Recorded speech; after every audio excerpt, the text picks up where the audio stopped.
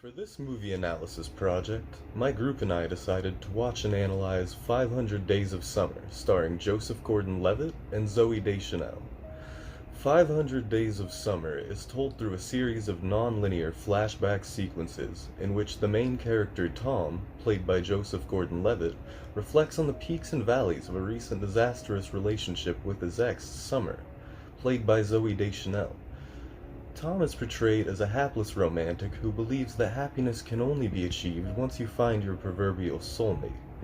In contrast, Summer is more interested in finding happiness within herself through her independence. She also spends a fair portion of the movie saying she doesn't believe in love or the idea of the one. As Tom reflects on this relationship, with the help and insight of his friends and precocious preteen sister, Rachel, he begins to realize that he and Summer were not entirely compatible, and his romanticizing of love itself was causing him to believe that Summer was the one for him. At the conclusion of the movie, Summer, now a married woman, meets up with Tom and tells him that he was right about the concept of love and the significance of finding your soulmate.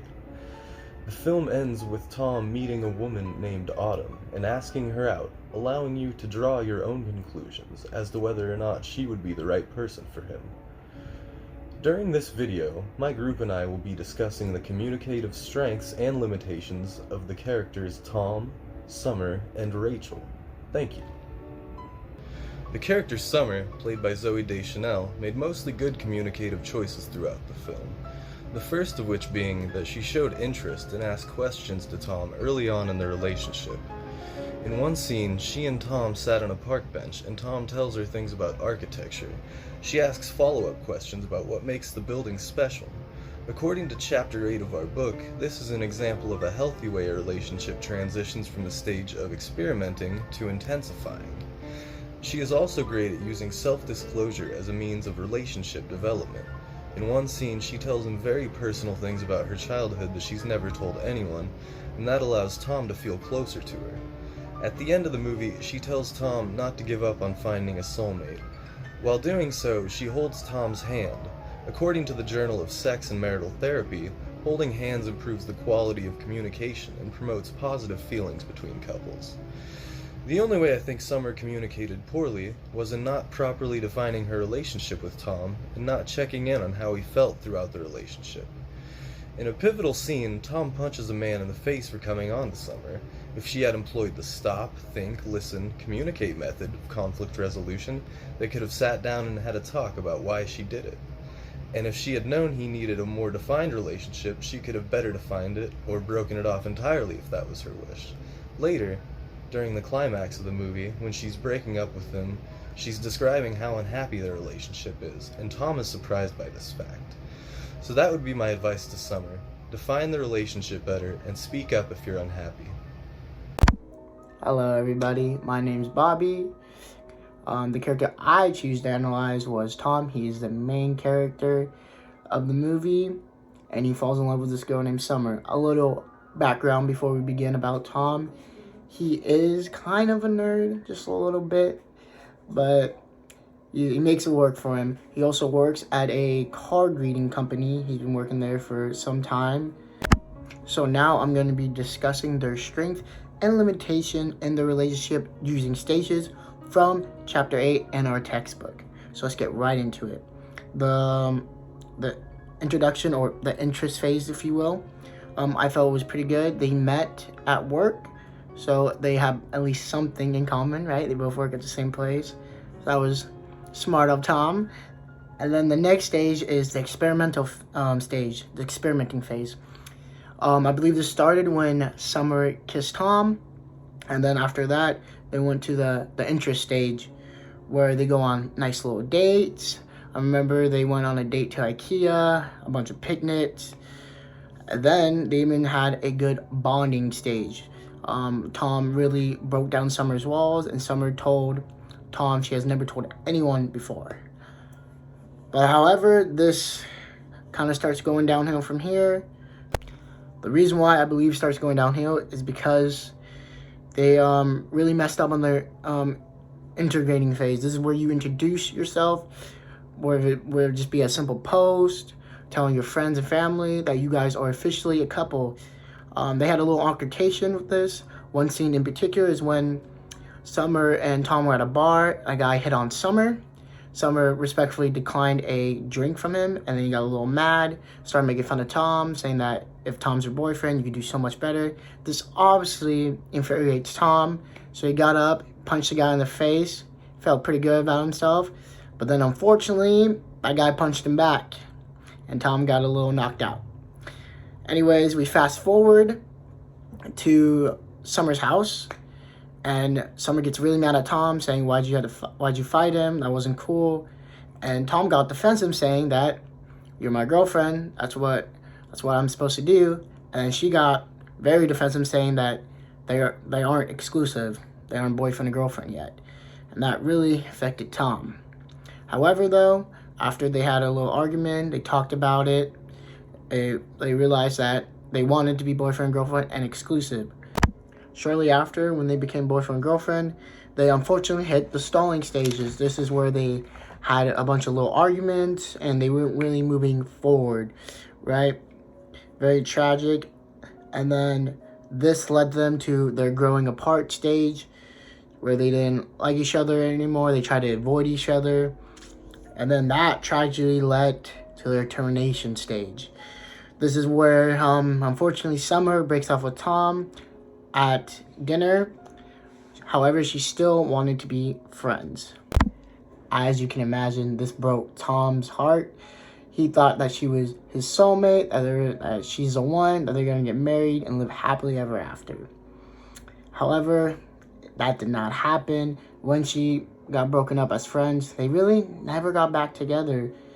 But Tom really believed they would one day, until he saw her ring on her finger at their engagement party that he was invited to. Tom really tried to move on. However, he did it in a very poor way. He tried just drinking his problems away, eating a bunch of Twinkies, staying up really late. That did not work for him. But I found an article titled "The Best Way to Get Over a Breakup According to Science." In this article, it referenced a study that was done to get over your ex the fastest and most effective ways. And they came out with 2 ways. The first one was to make a list of all the bad things or the things that you find unattractive about your partner, to kind of like put them off of a pedestal and make them realize that they're human too, and they're not all that they think to be, and that they're not your soulmate, because there are always more people that will treat you better. The second thing they also mentioned was you kind of want to almost distract yourself, find new hobbies, make new friends, try to replace that void that was left behind. That was pretty much it. And now I'm going to talk about what I would have done, or advice I would have gave Tom. My first advice is to try to distract yourself, obviously, because I believe that's the best way. Try to better yourself, and mainly look back at the relationship and realize that it wasn't perfect. There was many downfalls, and to realize that your mistakes, and just to do better for your next one. So yeah, Tom did do this eventually. Took him a bit of time, but with his new career, he landed a job interview, and he found this really cute girl named Autumn, and he started talking to her, and they planned a date together, and that's how the movie ends. That's the advice I will give Tom, and that concludes my section of the movie. Thank you so much for listening to me. Bobby, signing off for now. Hi, my name is Sunny. So I will be focusing on Rachel, who is Tom's little sister and a supporting character of this movie. So the strength of Rachel's communication lies within the fact that she offers real advice on Tom's relationship that actually does help him. She listens to Tom rant about his problems, and she often reality checks him when he needs it. And this is because she's a people-oriented listener, meaning she often shows empathy and concern for her brother, and she also acts as a social support for her brother. And in this quote from Interpersonal Communication, Chapter 11 states, "Between siblings, this can involve conversations about one's romantic life or even parental concerns." So that's what we see throughout this movie, is Rachel being there basically for him to rant about his relationship issues, in which she'll offer advice on what he should do.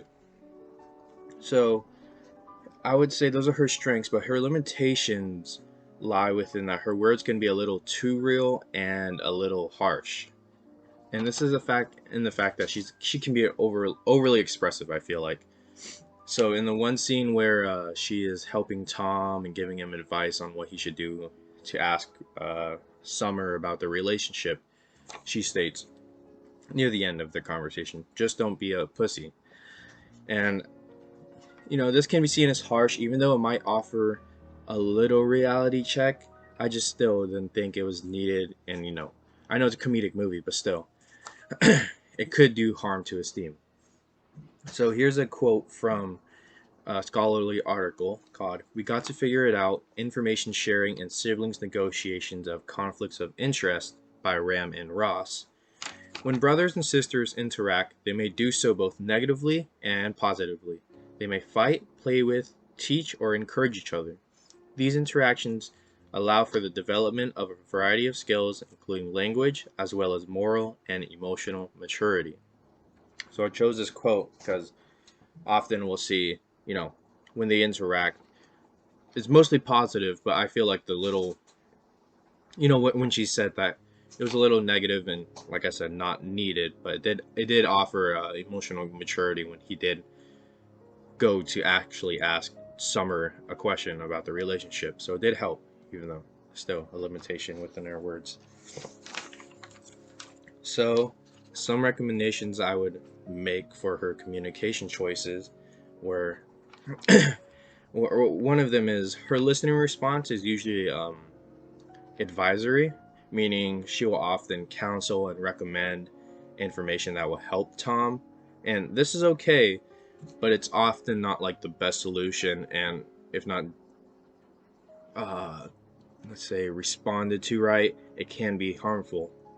So one thing she should make sure of is that he's receptive to this info, and that he's actually ready to accept the info. Because in that conversation I was just talking about, he wasn't really ready to accept it, and that's why she offered the reality check. So there are other listening responses she can use, and she should think about her words and make sure she won't affect anyone in a negative way, so that in that moment she didn't need to say that. And that was our analysis of 500 Days of Summer. Thank you.